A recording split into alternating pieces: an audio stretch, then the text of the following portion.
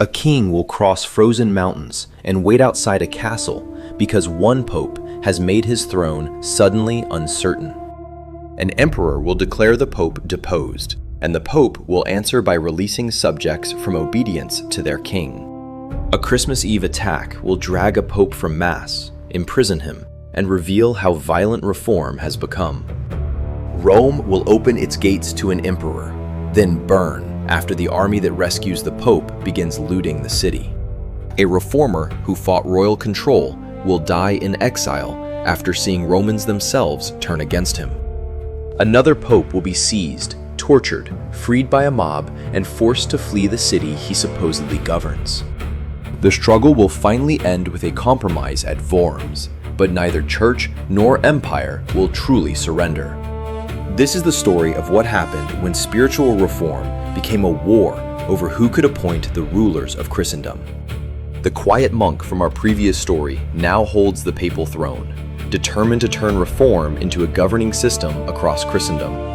He had spent decades beside earlier reforming popes, watching emperors, Roman families, bishops, and clergy test every weakness in the system. Gregory therefore understood simony not merely as buying office, but as evidence that sacred authority had become entangled with secular ownership. Clerical marriage appeared connected to the same problem, because family inheritance could turn church positions into private possessions across generations. Gregory envisioned a disciplined church in which clergy answered to ecclesiastical authority, while the Pope occupied the central position coordinating that obedience. But Gregory's monastic vision carried a dangerous political implication. If Rome was the abbey of Christendom, kings themselves could become subjects of discipline. Gregory could imagine unity extending beyond Western Europe, including renewed relations with Eastern Christians and common action in lands under Muslim control. Some of these projects remained unrealized, but they reveal how radically papal expectations had expanded within a single century. The office itself was being reimagined. Reformers increasingly expected Rome's bishop to supervise discipline across the West, not merely protect one city. Gregory also insisted that scripture and doctrine required authoritative interpretation rather than uncontrolled local decisions that might fracture Christian unity. To supporters, centralization promised unity. To opponents, it looked like Rome claiming a scale of authority without clear precedent in earlier practice. The conflict ahead would therefore not be a simple contest between a holy pope and a corrupt king. Both sides inherited older traditions, practical responsibilities, and genuine political interests that made compromise difficult, even when each claimed to serve reform. The decisive question was painfully concrete. Who had the right to choose and invest the bishops who governed cities and lands? That question would turn Gregory's moral program into the most famous confrontation between papacy and empire in the medieval West. The stakes were enormous.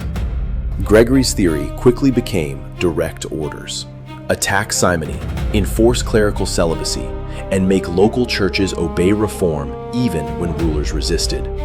A Roman synod in 1070 condemned simony and ordered that clergy who had purchased office should no longer be obeyed. Gregory also sent legates across Europe, using papal representatives to enforce policies in regions where local bishops resisted or ignored Roman directives.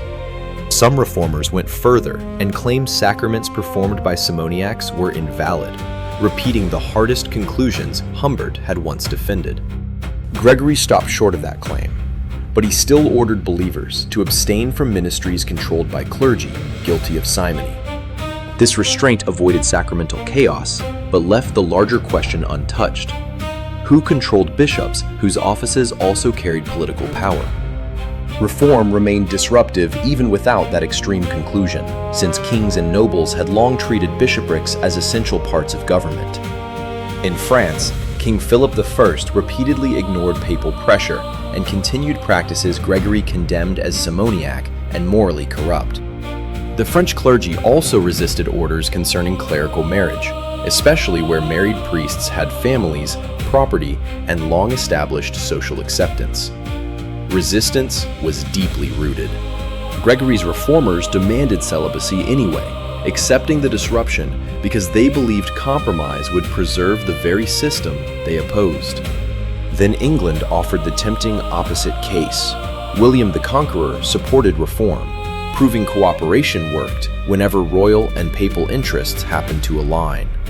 Yet even cooperative rulers did not necessarily accept Gregory's larger claim that papal authority stood above royal control of church offices. As long as Crown and Rome favored the same men, cooperation remained possible. Disagreement over candidates instantly exposed the unresolved struggle over authority. Milan concentrated the tensions. Reform activists, clerical families, and competing episcopal candidates had already divided the city into opposing camps.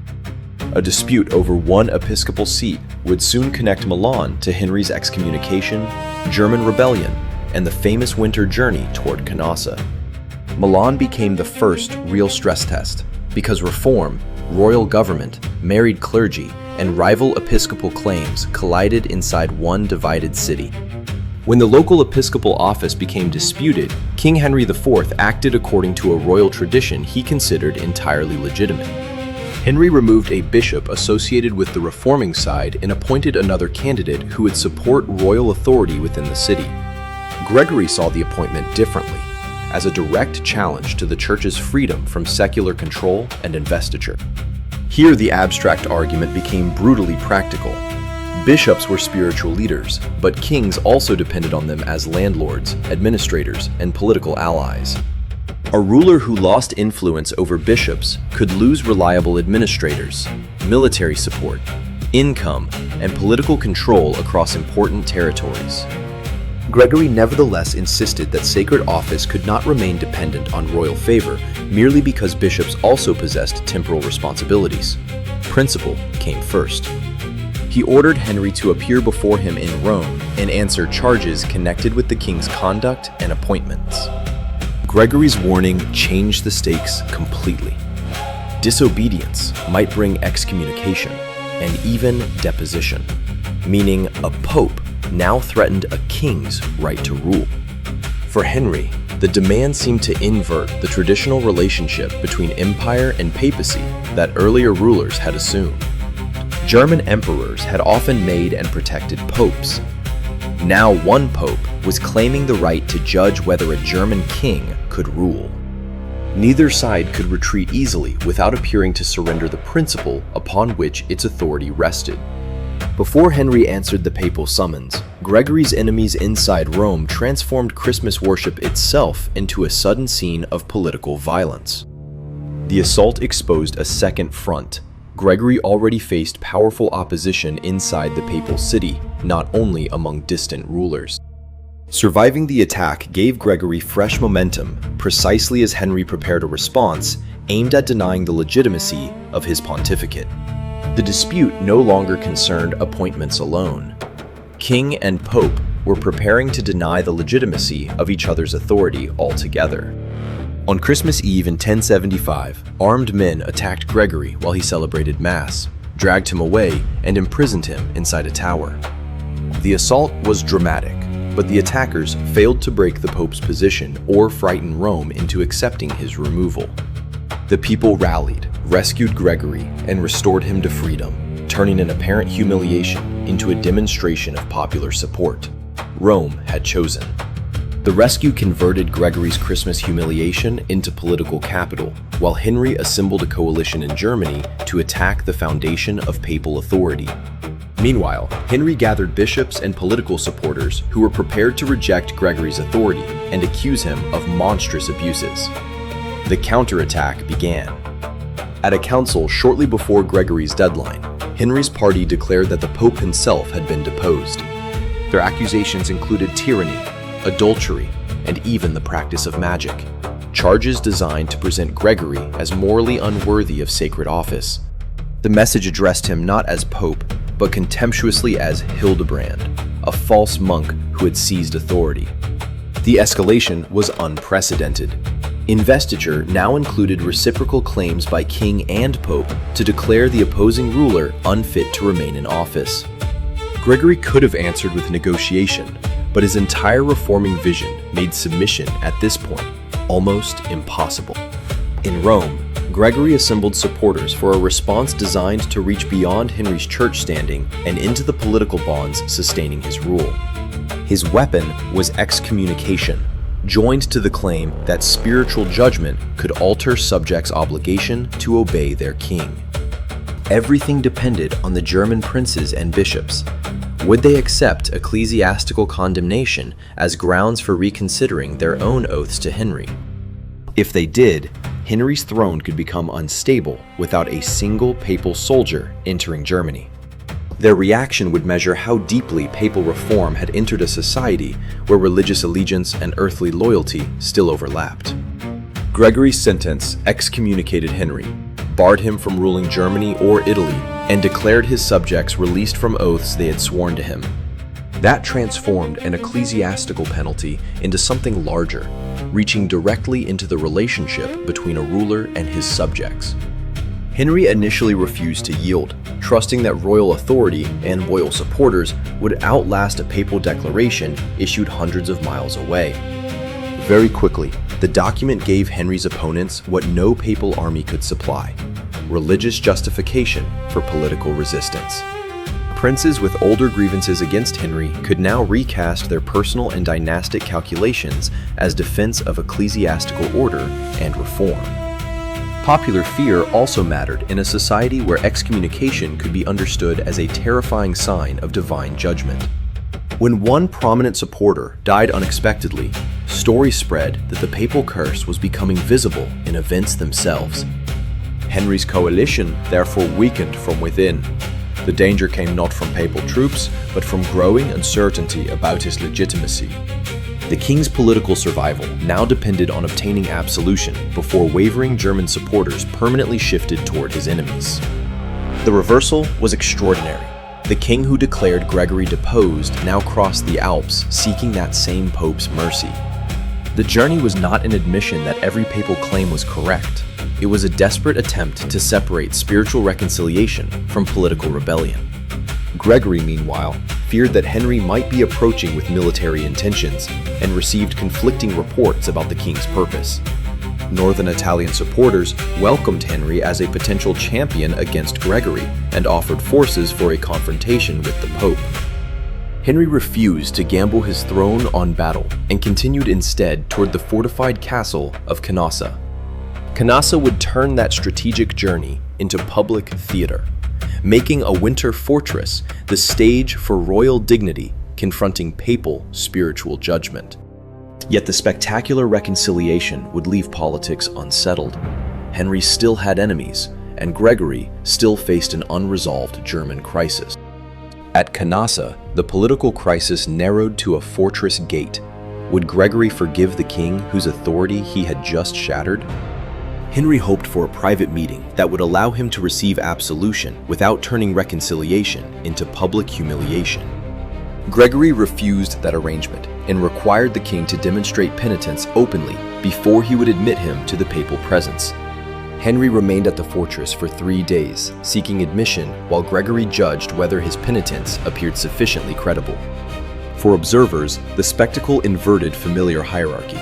A ruler, accustomed to commanding bishops, stood outside, awaiting mercy and restoration from ecclesiastical authority. Finally, Gregory admitted him, accepted his penitence, and removed the sentence that had placed Henry outside communion. The Pope could justify the decision pastorally, because a priest was not supposed to refuse forgiveness to someone presenting himself as repentant. Politically, however, the absolution created new problems, because Gregory had not resolved the German rebellion against Henry. Henry returned across the Alps expecting restored authority, while his enemies continued organizing resistance and looked for another ruler to replace him. Canossa resembled a conclusion only because it settled the spiritual question. The political struggle remained and would soon harden. Gregory's own position also became ambiguous, because supporting rebellion after absolving Henry would make the papal act of forgiveness appear politically manipulated. Yet refusing the rebels risked alienating men who had defended Gregory's reforming cause against royal power. The fortress drama displayed enormous papal prestige, yet prestige alone could not reconcile the princely interests already dividing Germany. The next years would show that neither Henry nor Gregory accepted the deeper assumptions of the other side. The conflict was about to enter a new phase. German princes would choose Henry's rival, and ecclesiastical division would later produce another pope. The famous penitential scene failed to resolve the crisis. It changed form, preparing spiritual sanctions to merge with civil war. The submission at Canossa did not end the war. Henry's enemies elected another king, turning theological authority into open dynastic conflict. Gregory had forgiven Henry, yet he did little to discourage the princes who were now fighting to remove him. For a time, the Pope tried to maintain room for judgment between the rivals, hoping circumstances might clarify which side deserved support. The ambiguity satisfied no one and convinced many royal supporters that Gregory intended to control the German throne indirectly. Eventually, Gregory excommunicated Henry again, renewing the spiritual sentence and even predicting that the king's power would soon collapse. This time, the effect was different, because Henry's followers had already survived one excommunication and were less willing to abandon him. Henry's supporters backed Clement III, placing another pope against Gregory and carrying the German struggle into the Western Church. Legitimacy now fractured along two lines at once. Subjects disputed their king, while Christians disputed which pope deserved recognition. Reform was now trapped inside the factional politics it meant to cleanse, with ecclesiastical office again bound to political coalitions and allegiance. When Henry's rival king was killed in battle, the emperor's position strengthened dramatically and Gregory's political options narrowed. Henry could now turn south with greater confidence, intending not merely to resist the pope, but to replace him in Rome. Gregory trusted his allies and the loyalty of Romans, yet the city had already shown how quickly political sympathies could change. The Normans in southern Italy remained his strongest military support, but their assistance carried dangers of its own for the population of Rome. As the Alpine passes opened in 1081, Henry began the campaign that would finally bring imperial forces against the papal city. By this point, the struggle carried a brutal irony. Gregory defended ecclesiastical independence through fortified strongholds, armed allies, and military protection. Gregory's last hope contained another trap. The Normans could save the Pope, but they might destroy Rome while doing it. The coming resolution promised a terrible price. Henry would retreat and Gregory survive, but Romans themselves would pay for that victory. By 1081, the confrontation had returned decisively to the papal capital. Henry advanced on Rome, while Gregory awaited military aid from the south. The Romans resisted the emperor for a time, defending their city even as the siege stretched on and conditions worsened. Eventually, the population concluded that Gregory would not negotiate, and they opened the gates rather than continue suffering for his cause. Henry entered Rome, while Gregory withdrew into the fortified Castel Sant'Angelo and refused to submit. Clement III, the rival pope backed by Henry, crowned the emperor, giving the king the imperial legitimacy Gregory had tried to deny. At that moment, Gregory appeared defeated, trapped inside a fortress while another pope occupied the city's sacred spaces. The Norman arrival reversed the military situation. Henry withdrew, the siege broke, and the immediate danger of Gregory's capture disappeared. Military success immediately became disaster, however, because the Pope's allies treated liberated Rome as though it were an enemy city they had conquered. They looted, burned buildings, and carried inhabitants away as slaves, turning papal deliverance into catastrophe for the very population being rescued. Roman anger exploded against Gregory, whose foreign allies had saved his life at an unbearable cost to the city. After the devastation, Gregory moved south with the Normans through Monte Cassino toward Salerno because a secure return to Rome was impossible. The reversal was complete. The man who forced a king to seek absolution at Canossa could no longer control Rome. Gregory died in 1085, with words expressing the conviction that love of justice and hatred of iniquity had brought him exile. Supporters remembered a principled reformer. Enemies remembered a pope whose ambition had plunged church and empire into chaos. Either way, his defeat did not destroy the program, because institutions, cardinals, and reforming clergy survived the personality who had driven them. After Gregory, the central question became strategic. Could his reforming goals survive without repeating the political and military disasters of his pontificate? His successors would demonstrate another path: retreat temporarily, rebuild through institutions, then return to earlier claims from a stronger base. With Gregory gone, the movement did not disappear. It now needed a pope willing to inherit both the program and its unresolved conflict. The elderly abbot of Monte Cassino was eventually pressured into accepting election and took the name Victor III. Victor had little desire for the papacy, managed to regain Rome with allies, then withdrew again when illness and political pressure overwhelmed him. His brief pontificate showed how fragile the reforming victory remained after Gregory's dramatic confrontation with Henry. Urban II proved more durable. He restored papal footing in Rome, pushed back Clement III's supporters, and continued Gregory's central reform policies. The First Crusade overshadowed other parts of his pontificate, yet restored papal initiative after Gregory's crisis also demonstrated reform's resilience. Urban confronted King Philip of France over ecclesiastical and moral disputes, showing that the papacy still intended to discipline rulers beyond Germany.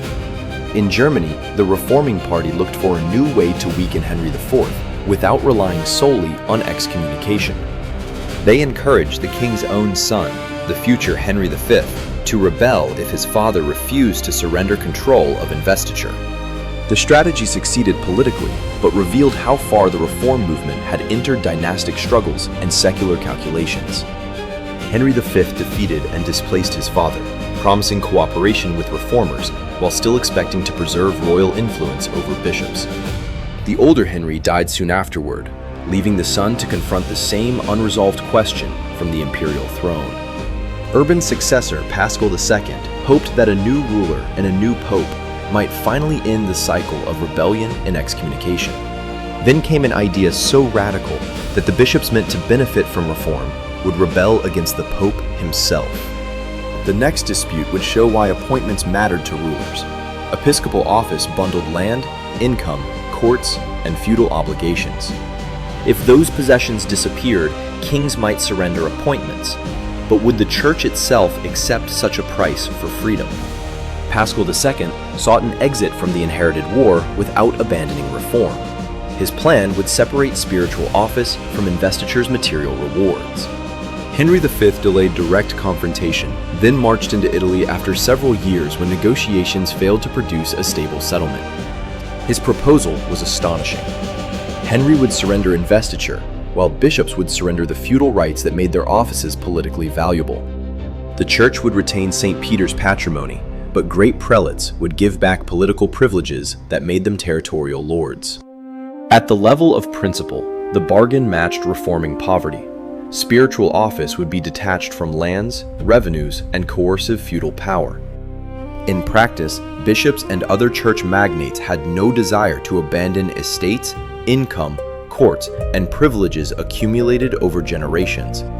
Here lay the trap. Bishops welcomed freedom from royal interference far more readily than surrendering the wealth and jurisdiction that made interference valuable. When the agreement collapsed, political tension erupted in Rome, and Henry's forces seized Paschal, along with cardinals and bishops. The emperor held the pope until Paschal yielded, returned to Rome, and granted Henry the right to name and invest bishops. For reformers, the concession looked like surrender of the principle for which Gregory VII had endured war and exile. German clergy and other opponents of imperial investiture rebelled against the settlement, refusing to accept a compromise extracted through coercion. Regional synods followed, and the political cost of Paschal's concession grew until the agreement became impossible to defend. Henry protested that Paschal was breaking a sworn arrangement and demanded a council, but the Pope knew most bishops would oppose the imperial position. Rather than risk that judgment, the emperor returned to force and again brought military pressure into Italy. Paschal fled toward Castel Sant'Angelo as Henry advanced, and the exhausted pope eventually died with the investiture conflict still unresolved. The failure exposed both extremes. Neither complete papal dominance nor complete imperial control matched the realities of medieval government. Any durable settlement had to acknowledge bishops' dual role, distinguishing spiritual appointment from temporal obligations, instead of denying either dimension. The impossible bargain collapsed, Paschal died, and the papacy immediately faced the old danger again: imperial influence over who would succeed him. A Roman noble named Cencius immediately seized the new pope, tortured him, and tried to prevent the reforming succession. The people rebelled and freed Gelasius, but Henry returned to Rome, forcing the pope to escape south toward Gaeta. Gelasius later returned, only to be attacked again by Roman aristocrats and driven into the countryside. Gelasius finally fled to France and died at Cluny, bringing the reform story back to the monastery where institutional independence had begun. The symbolism was powerful. A pope fighting German imperial pressure ended his life beneath the protection of French monastic reform. From this period onward, the papacy increasingly looked toward France as the ally most capable of balancing the power of German emperors. The next pope, Calixtus II, was related to the imperial world himself, and therefore approached the conflict with unusual political connections. Calixtus and Henry entered serious negotiations after years of schism, warfare, exile, and coercion had exhausted the resources and patience of both sides. That exhaustion made Worms possible. Both sides now needed a functioning arrangement more than another attempt at total victory. The compromise began from the bishop's dual position. One man held sacred office, while also possessing rights and obligations within imperial society. The arrangement lacked theoretical elegance, but gave both parties a practical way to stop fighting without abandoning every underlying claim. Reformers secured institutional boundaries for church freedom, while emperors accepted that sacred offices could no longer be treated as possessions of the crown. What remained was procedural. Elections had to be organized, while spiritual consecration was separated from the grant of temporal rights. The Concordat of Worms formalized that practical formula, ending the open investiture war while leaving the wider contest between Rome and Empire unresolved. The settlement's balance explains the conflict's duration. Neither the Church's spiritual claims nor the Empire's political needs could simply be erased. Worms turned compromise into a concrete mechanism. Church and Emperor would participate in different parts of what had previously appeared one appointment. Ecclesiastical authorities would grant the ring and pastoral staff, symbols identifying the bishop's sacred office and spiritual responsibility. The emperor, in turn, would confer temporal rights connected with lands and feudal obligations through symbols belonging to his own political authority. The settlement was deliberately untidy because both church and empire needed to leave believing that something essential had survived. It did not abolish every future conflict, because bishops still possessed wealth and political importance that rulers could never treat as irrelevant. The immediate war was over, and the papacy emerged with substantially greater freedom from imperial control than it had possessed before Gregory VII. The broader program also succeeded substantially. Clerical celibacy became universal in the Western Church, and simony was increasingly driven from accepted practice. After Worms, Rome kept expanding its influence, while papal claims would reach greater heights during the 13th century. But the settlement exposed a contradiction reformers never fully resolved between monastic ideals of poverty and bishops' continuing possession of political power. Henry V had identified the pressure point when he offered to surrender investiture if prelates surrendered their feudal resources. The reforming popes refused that exchange because they believed church property belonged to Christ and the poor rather than to civil rulers. In theory, bishops were guardians of those possessions, not owners free to use wealth for family ambition or private gain. In practice, many bishops maintained courts, estates, and even military resources, ensuring that rulers remained deeply interested in who occupied episcopal office. The Concordat therefore changed procedure without eliminating royal interest, because wealthy and influential bishops remained central figures in medieval politics. The final irony lay in the outcome. A movement seeking spiritual independence secured it through institutions that themselves became durable political power. And that strengthened papacy would soon direct its attention outward, toward crusade, expansion, and a new age of medieval Christendom.